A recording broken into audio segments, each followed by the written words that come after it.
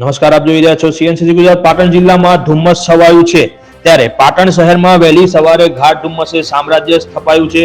ધુમ્મસના કારણે વાહન ચાલકો ભારે હાલાકી ભોગવી પડી રહી છે. વહેલી સવારે હેડલાઇટ ચાલુ રાખવાની સ્થિતિ સર્જાઈ હતી.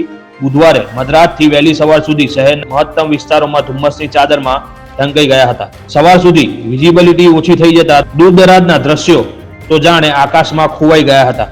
ત્યારે પાટણમાં વહેલી સવારથી ધુમ્મસના કારણે વાહન ચાલકો ભારે હાલાકી પડી હતી. હેડલાઇટ ચાલુ રાખવી પડી હતી. ધુમ્મસના કારણે વિઝિબિલિટી ઘટી હતી. રાજ્યમાં ઠંડીનું જોર વધ્યું છે. રાજ્યમાં અનેક વિસ્તારોમાં કમોસમી વરસાદની પણ આગાહી કરવામાં આવી છે.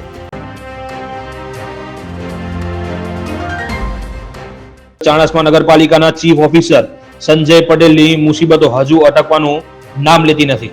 રૂપિયા 90,000ની લાંચ માંગવા આરોપસર પાટણ એલસીબીના લાંચ છટકામાં સપડાયેલા ચાણસ્માના ચીફ ઓફિસર સંજય પટેલની નિયમિત જામીન અરજી પાટણ સેશન્સ કોર્ટ જજ જે શાહે ફગાવી દીધી હતી.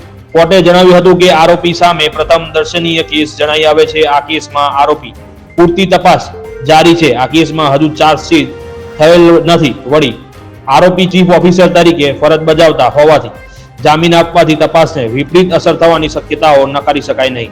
આરોપી પોતાના હોદ્દા ઉપયોગ દ્વારા કચેરીમાં ભ્રષ્ટેલા પૂરવા તથા કચેરીમાં દ્વારા પ્રયત્ન કરે તેવી શક્યતા પણ નકારી શકાય નહીં. આરોપી પોતાની સરકારી ફરજ દરમિયાન લાંચની માંગણી જેવા ગંભીર પ્રકારના ગુનાનો આરોપ છે. પાટણ રેલવે સ્ટેશનથી પસાર થતી અને પાટણ રાજસ્થાન અને મહારાષ્ટ્ર સાથે જોડતી વધુ એક સુપરફાસ્ટ ટ્રેન હમસફર એક્સપ્રેસ મળવા જઈ રહી છે. રેલવે વિભાગ દ્વારા train number 19009 Bandra terminal Barmer સાપ્તાહિક એક્સપ્રેસ ટ્રેન તારીખ 5/1/2024 થી પ્રત્યેક શુક્રવારે પ્રસ્થાન કરશે અને વળતા train number 19010 Barmer Bandra terminal 6 જાન્યુઆરી 2024 થી પ્રત્યેક શનિવારે રવાના કરવામાં આવશે. આ ટ્રેનની સંરચના 12 એસી ટાયર, 8 સ્લીપર અને 2 SLR જનરેટર વાળી કુલે 22 કોચ હશે. એ જ રીતે ઉપરોક્ત રૂટ ઉપર બીજી એક સાપ્તાહિક હમસફર એક્સપ્રેસ બાંદ્રા ટર્મિનલથી ટ્રેન નંબર 12997 દર બુધવારે રવાના થશે ને પરત બાડમેરથી ટ્રેન નંબર 12998 શુક્રવારે રવાના થઈને બાંદ્રા જશે. આમ પાટણ સ્ટેશનને વધુ 2 સુપરફાસ્ટ એક્સપ્રેસ ટ્રેનોનો લાભ મળશે. આ ટ્રેનો પાટણમાં ક્યારે કયા સમય આવશે તે પાટણ સ્ટેશનમાં સમયપત્રકમાં દાખલ થશે તે પછી જાણકારી મળશે.